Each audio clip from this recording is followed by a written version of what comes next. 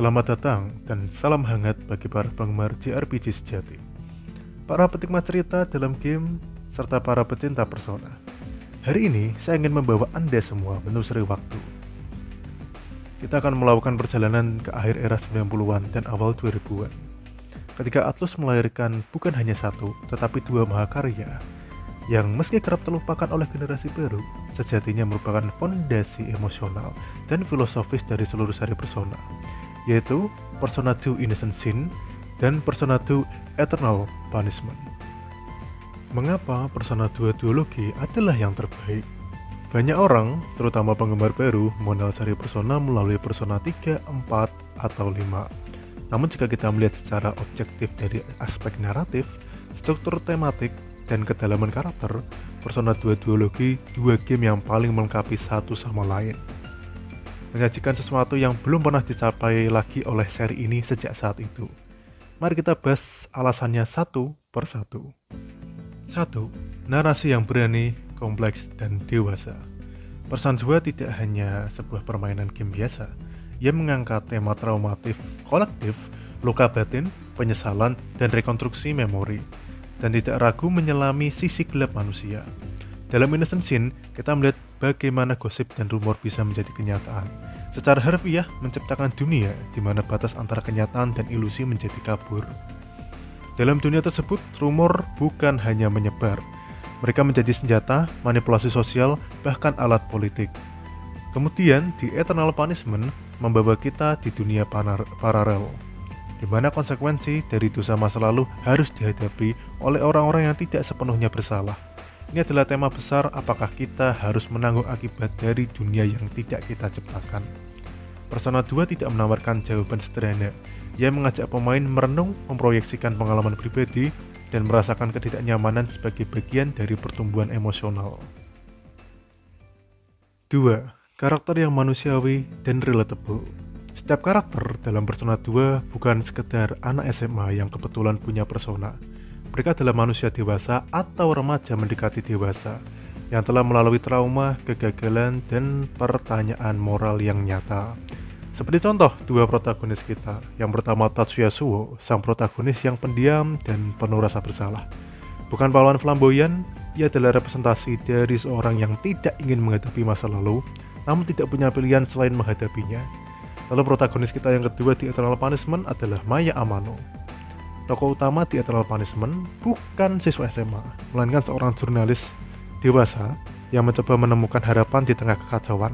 Catchphrase dia yaitu adalah lasting positive, bukan hanya sekedar catchphrase, tapi perjuangan batin seseorang yang berusaha tetap waras di dunia yang retak. Setiap anggota party memiliki trauma masing-masing, dan yang lebih menarik, mereka tidak selalu menyukai satu sama lain. Mereka bukan grup yang sempurna, namun perlahan membangun kepercayaan yang otentik. Inilah realismenya. Lalu ketiga, antagonis dan plot twist yang berani. Persona 2 tidak ragu untuk menampilkan antagonis yang kompleks seperti Joker, Nyarlathotep, dan Philemon. Yes, Philemon. Karena percaya nggak percaya, dia juga bisa dibilang ambil adil dari masalah di Persona 2. Jadi oke, lanjut. Persona 2 berbeda dengan game modern, tidak menempatkan monster jahat sebagai antagonis utama, melainkan game ini menggunakan archetype Jungian secara mendalam, memperkenalkan ide bahwa musuh sejati adalah ketidaksadaran kolektif kita sendiri, sisi gelap umat manusia, dan bagaimana kita menolak menghadapi trauma yang jujur. Nyarlathotep adalah manifestasi kekacauan dan kehancuran yang diciptakan oleh umat manusia itu sendiri. Bukan kekuatan luar, inilah persona dalam bentuk murni, pertempuran, psikologis, dan spiritual. Bukan sekedar aksi penuh gaya seperti Persona 5 yang gak jelas, sumpah. Persona 5 tuh sampah. Jadi oke, mari kita lanjut. Keempat, mekanika, gameplay yang unik dan eksperimental. Ya, sistem pertarungan turn-based Persona 2 terasa lebih lambat dibandingkan game modern, tetapi justru inilah letak kedalamannya. Seperti contoh, ada negotiation system. Dengan demon bukan hanya alat untuk mendapatkan persona, ia adalah sistem diplomasi. Masing-masing karakter bisa menghasilkan reaksi berbeda terhadap demon, menciptakan lapisan strategis yang menarik. Lalu ada rumor system, salah satu sistem paling inovatif sepanjang sejarah JRPG. Memungkinkan pemain mengubah dunia game hanya dengan menyebarkan rumor. Anda bisa mengubah toko senjata menjadi tempat jual makanan, membuat perusahaan bangkrut, bahkan membuat bos tersembunyi muncul, dimana adalah sebuah sistem yang sangat menarik dan saya berharap muncul lagi di seri Persona. Fitur ini bukan gimmick, ini adalah metafora bahwa ucapan dan kepercayaan kolektif manusia dapat mengubah realitas. Sebuah konsep yang masih sangat relevan di era informasi sekarang ini. Benar-benar sangat relevan. Bab 2, Retroperspektif Persona 2 sebagai pilar warisan Shin Megami Tensei. Oke, mari kita berhenti sejenak dan merenung. Persona 2 lahir di era di mana game masih dianggap hiburan ringan. Namun di tengah industri yang lebih suka menjual aksi dan sensasi, Atlus menciptakan sebuah duologi yang mengajak pemain bermeditasi tentang trauma, tanggung jawab, dan harapan. Game ini adalah bentuk seni.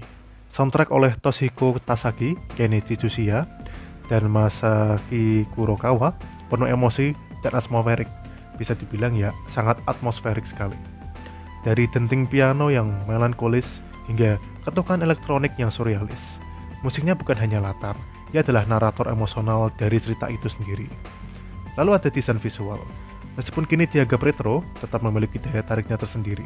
Dunia yang kelam, penuh kabut, lorong, dan jalanan kota menampilkan Tokyo yang realistis namun terasa sangat menekan. Karena jujur, atmosfer Sumaru City itu benar-benar rasa beda banget. Sumpah, coba kalian main. Dan tentu saja, kekuatan terbesar adalah bagaimana dua game ini saling melengkapi. Innocent Sin adalah dosa dan penyangkalan. Eternal Punishment adalah penebusan dan pemahaman. Keduanya tidak bisa berdiri sendiri jika ingin memahami makna sepenuhnya. Jadi benar-benar sebuah duologi yang saling melengkapi satu sama lain. Bab 3, Persona 2 dan relevansinya di era modern. Di era di mana Persona 5 bersinar dengan gaya-gayanya yang jujur sampah sih, jujur aja. Persona 5 itu sampah. Tapi oke, saya akan mencoba untuk adil. Jadi bersinar dengan warna neon, tema pemberontakan, dan gaya anime yang flamboyan. Jujur saya kurang suka. Tapi that's fair. Mari kita lanjut. Persona 2 tetap menjadi pengingat bahwa akar dari franchise ini bukan sekedar style, tapi substance. Karena salah satu kelemahan terbesar Persona 5 adalah mereka terlalu banyak pakai style, tapi tidak ada substansinya sama sekali. Bener-bener. Jadi bisa dibilang semua hal stylish di Persona 5 itu sangat-sangat kosong, hampa gitu loh. Terasa sangat hampa karena tidak ada substansinya gitu loh. Jadi mari kita lanjut. Persona 2 mengajak kita merenung. Seberapa besar masa lalu membentuk masa kini? Bisakah kita benar-benar melupakan trauma atau hanya menguburnya? Dan siapa yang berhak menentukan kenyataan? Dalam dunia ini, di mana rumor, hoax, dan persepsi publik dapat menghancurkan karir, reputasi, bahkan hidup seseorang, Persona 2 terasa semakin relevan dan semakin benar-benar bisa kita rasakan relevansinya di era modern sekarang ini. Bab terakhir, penutup. Mengapa kita harus menghargai Persona 2?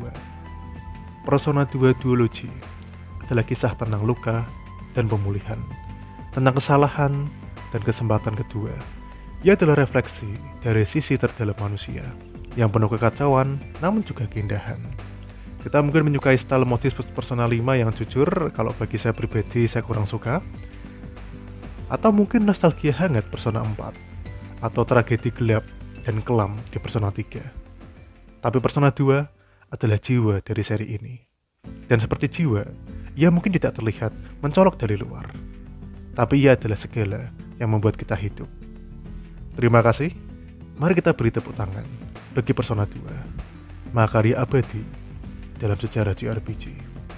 Sekian baik dari saya. Nama saya Muhammad Sofi Fernando Setiawan. Signing off.